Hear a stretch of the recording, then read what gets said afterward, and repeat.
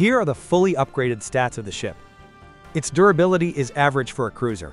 It has the same durability as CN Liren, which is significantly higher than that of RF Kerch and FS Jeanne d'Arc. Its speed is also average for a cruiser. It has the same speed as RF Kirov, which is higher than Kerch and Liren. However, its maneuverability isn't good.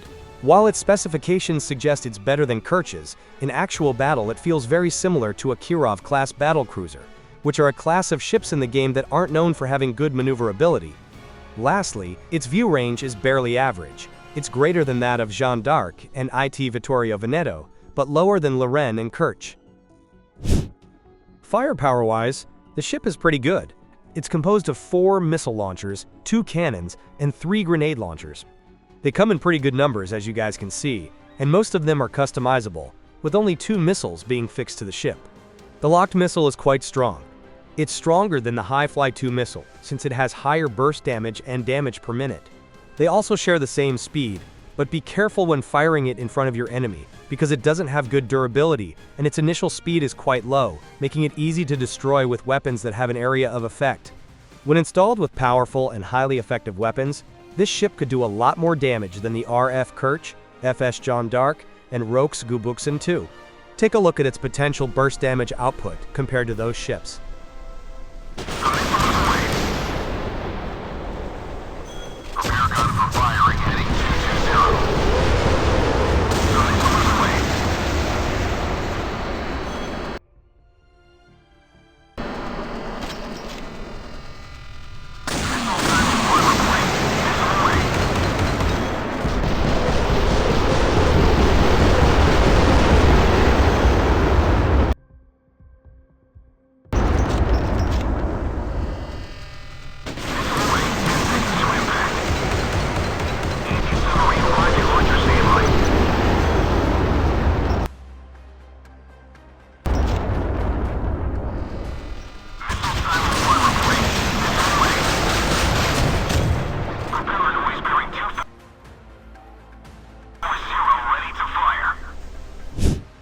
In terms of anti-submarine capability, the ship is quite strong, since it has 3 grenade launchers, which is an above-average number for a ship to carry in this game.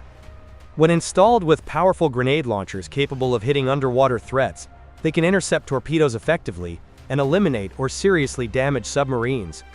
As for its anti-air capability, it's quite good since it comes with a total of 10 air defenses, which is well above the average number for a ship to have. On top of that, most of them are customizable, with only 2 locked to the ship.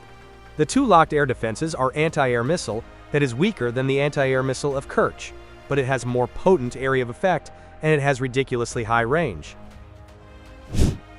When using the ship, you should take on support or defense role, which are roles that cruisers are meant to fill.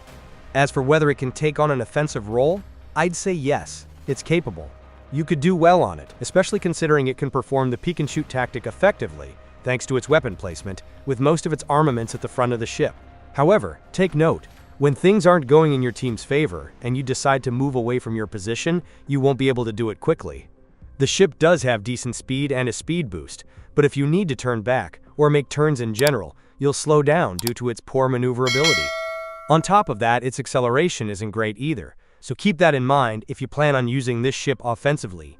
As for its effective combat range, stick to close and mid-range fights, because that's where you can effectively use your cannon and unguided grenade launcher.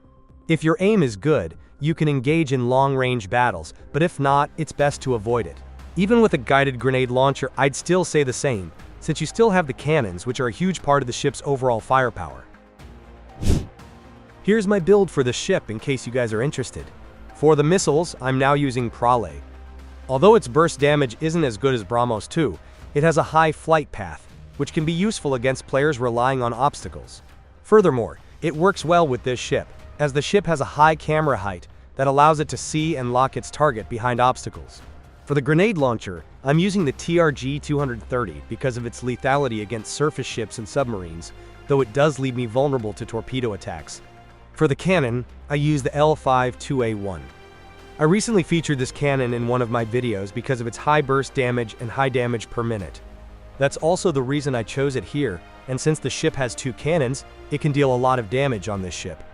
For the air defenses, I used a combination of Talos, KSAM Block 2, and Alka. Talos is mainly for intercepting missiles, especially SLBMs. Alka also helps with missile interception, while KSAM is for dealing with aircraft. Here are the advantages and disadvantages of the ship. Overall, it's a great ship and definitely worth getting. It has excellent firepower, with missiles, cannons, and grenade launchers all playing a major role, which is something you don't often see on other ships in the game.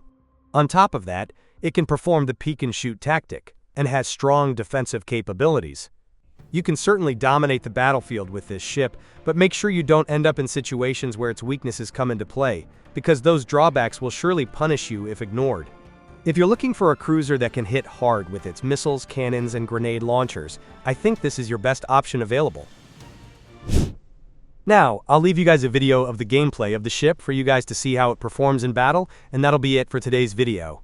Hopefully you guys like it, and if you all did, please leave a like and subscribe to support me. Thank you so much for watching.